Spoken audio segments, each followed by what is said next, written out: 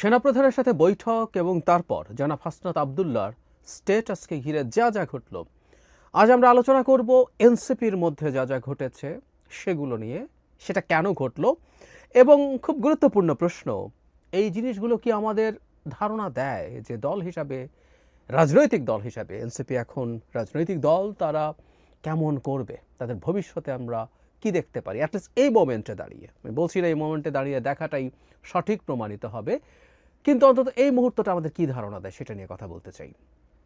অনেকগুলো খুব গুরুত্বপূর্ণ প্রশ্ন তৈরি হয়েছে বা আমাদের সামনে হাজির হয়েছে এই ঘটনাকে কেন্দ্র করে। পরম্পরাগুলো যদি মনে রাখি, জনাব হাসনাত আবদুল্লাহ স্ট্যাটাস দিয়েছেন 11 মার্চে সেনাপ্রধানের সাথে। উনি অবশ্য সেনাপ্রধান বলেননি, তিনি তাদেরকে ক্যান্টনমেন্টে নিয়ে যাওয়া হয়েছিল, সেখানে চাপ দেওয়া হয়েছে রিফাইন্ড আওয়ামী লীগকে নির্বাচনে মেনে নেওয়ার জন্য, এরকম একটা কথা বলেন এবং আমরা ধারণা করতে পারি আসলে অল্প সময়ের মধ্যে এই ঘটনাটা কি হয়েছিল।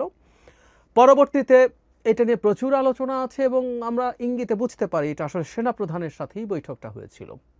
তারপরে নেত্র নিউজ একটা নিউজ করে, যেখানে সেনা আন্তঃবাহিনী যে যোগাযোগ রক্ষা করে, যে পাবলিক যে কমিউনিকেশন করে আইএসপিআর, তাদের কিছু সূত্রের উদ্ধৃতি দিয়ে কিছু মন্তব্য আসে এবং সেটা সেনা সদর প্রতিবাদ করেনি। তাতে আমরা বুঝতে পারি যে এটা এন্ডোর্স করছে। সেখানে আমরা জানতে পারি সেনাপ্রধান আসলেই হাসনাত এবং সার্জিসের সাথে কথা বলেছিলেন এবং সেখানে আওয়ামী লীগ প্রসঙ্গে এসেছিল।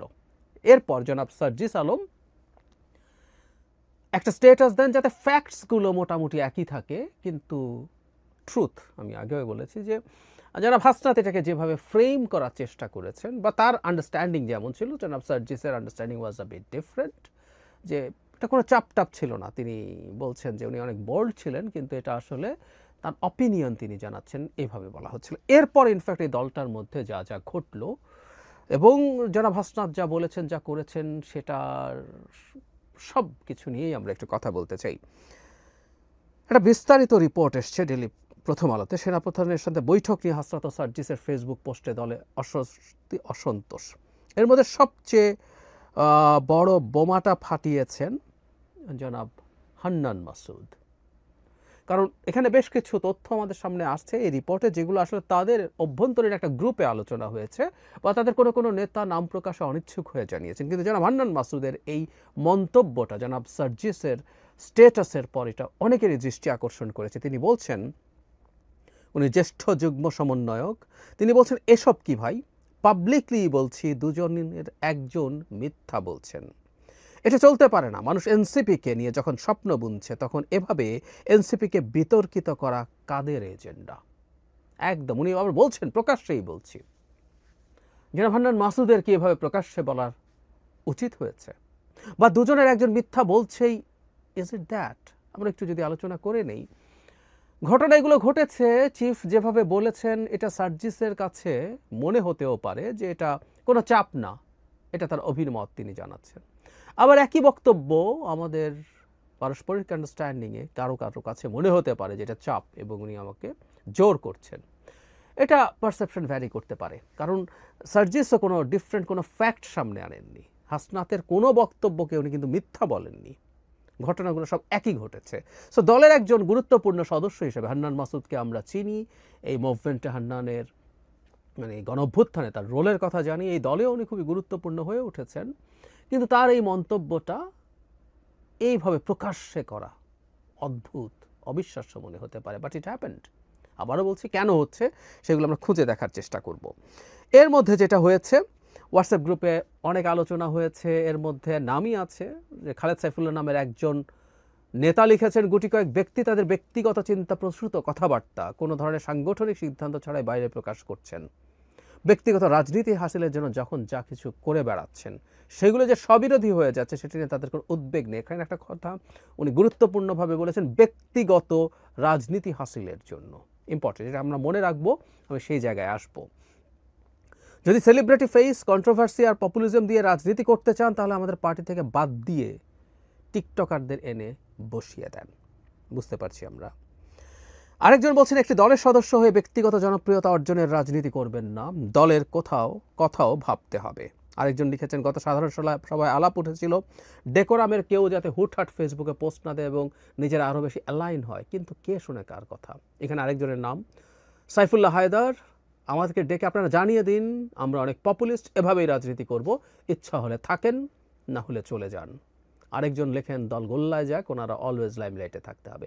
আমরা মন্তব্যের প্যাটার্নকে খেয়াল করছি, আমরা খুব বেশি এই আলোচনায় ঢুকছি না।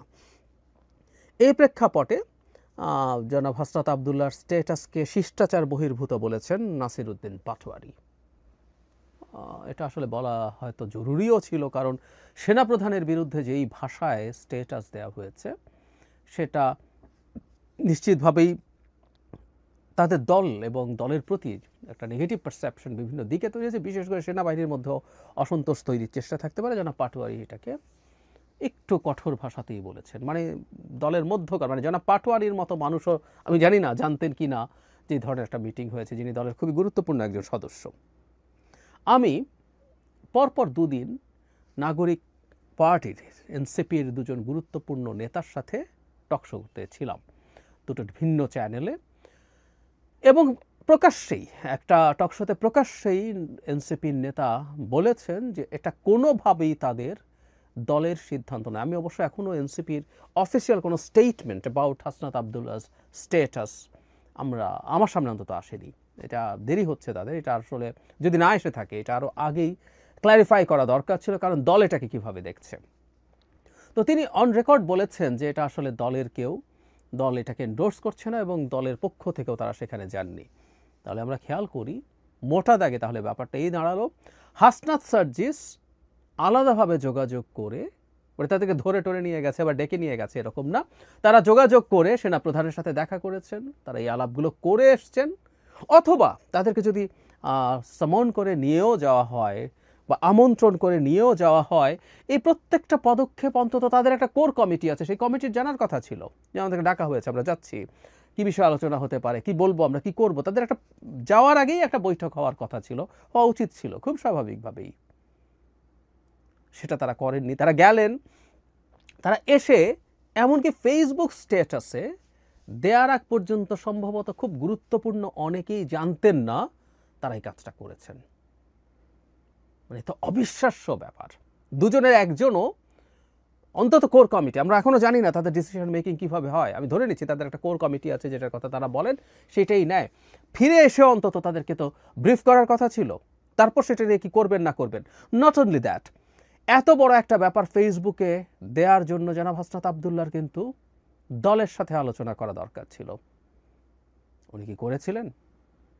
আচ্ছা, যদি করে থাকেন এবং দল যদি বলে স্ট্যাটাস দাও, কোর কমিটি বা টপ যে লিডারশিপ আছে তারা, তো ভয়ঙ্কর কথা। তাহলে এই দল কি মনে করে, একটা রাষ্ট্র, একটা স্টেট কীভাবে ফাংশন করে, রাজনীতি কীভাবে করতে হয়, কী বোঝে তাহলে?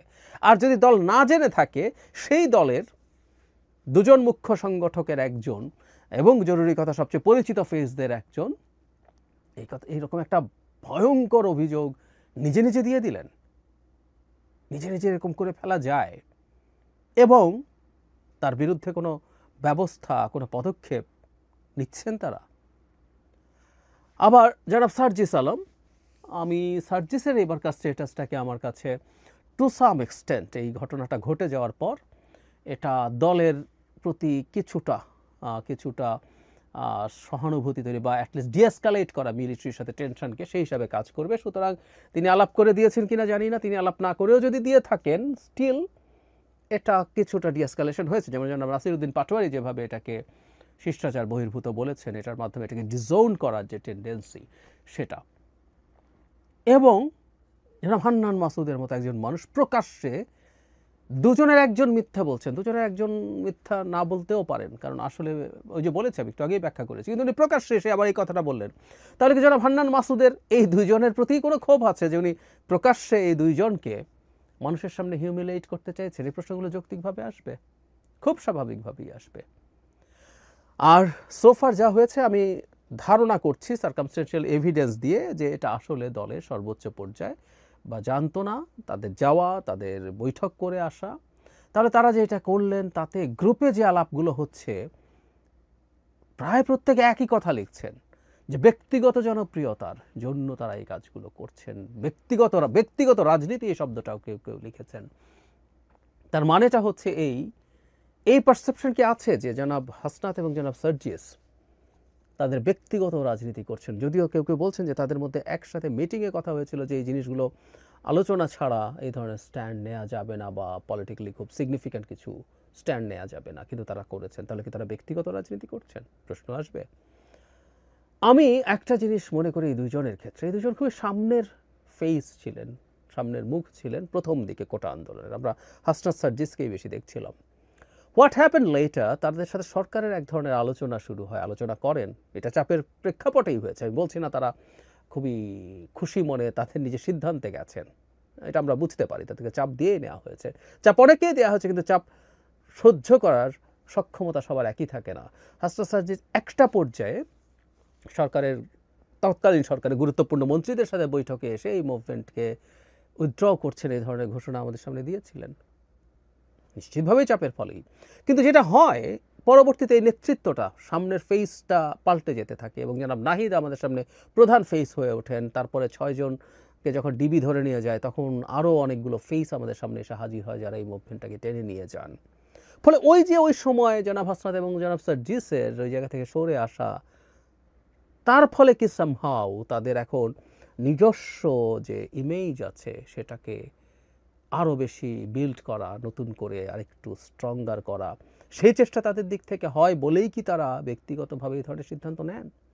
আমরা জনাব হাসনাত এবং জনাব সার্জিসকে অনেক সময় দেখেছি, অনেক জায়গায়, আমি এগুলোর ব্যক্তিগতভাবে ভিডিও করেছি, অনেক বক্তব্য দিচ্ছেন, অনেক জায়গায় চলে যাচ্ছেন যেখানে আসলে মানে একটা সময় ছিল যে কোনো জায়গায় যাওয়া, ঝামেলা মেটানোর চেষ্টা করা, এগুলো হয়তো দরকার ছিল। কিন্তু শেখ হাসিনার পতন এবং পালিয়ে যাওয়ার কয়েক মাস পরও তাদের এই ধরনের চর্চাগুলো ছিল। ফলে তাদের এই মনোযোগ ধরে রাখতে হবে, মনোযোগ আকর্ষণ করতে চান, এই ধরনের একটা মন্তব্য যে তাদের গ্রুপে এসছে, এটা হতেও পারে ওই কারণে, তাদের ওই যে ব্যাকগ্রাউন্ডটা আছে সেটার কারণে। Could be, I really don't know, হতে পারে। এখন আসলে মূল ব্যাপারটা কি, একটা রাজনৈতিক দল যখন রাজনৈতিক দল হয়ে উঠতে চায়, তাদের, আমি বহুবার বলেছি, তারা ছোট, তারা তরুণ, তাদের বয়স late 20s, mid 20s, early 30s, সুতরাং তাদেরকে ক্ষমা সুন্দর দৃষ্টিতে দেখতে হবে। কেউ কখনো ক্ষমা সুন্দর দৃষ্টিতে দেখবে না। একটা দলের খুব গুরুত্বপূর্ণ একজন সদস্য সেনাপ্রধানের সাথে বৈঠক করে তিনি একটা প্রাইভেট আলোচনাকে এভাবে প্রকাশ্য করে দিয়েছেন, এই যে ব্যাপারটা, এটার সৌজন্য, এটার নৈতিকতা, এবং জরুরি কথা যেটা সিকিউরিটির প্রশ্ন, আমরা একটা দেশ কেমন দেখছি, কিভাবে দেখছি, আমরা কোন সিচুয়েশনে আছি, এবং এই সেনা প্রধানের বিরুদ্ধে খুব গুরুত্বপূর্ণ ইনফ্লুয়েন্সাররা, সোশ্যাল মিডিয়া ইনফ্লুয়েন্সাররা প্লট তৈরি করার চেষ্টা করছেন যে তাকে দায়িত্বচ্যুত করতে হবে, তাকে অপসারণ করতে হবে। সেই জায়গায় দাঁড়িয়ে এই ধরনের মন্তব্য, এই ধরনের ইঙ্গিত করা মানে কি, এগুলো তো তাদেরকে বুঝতে হবে। তারপর দলের মধ্যে আমরা যা দেখছি, আসলে একজন একজনের বিরুদ্ধে সামহাও লেগে আছেন, এবং এক একজন আসলে এক একভাবে নিজের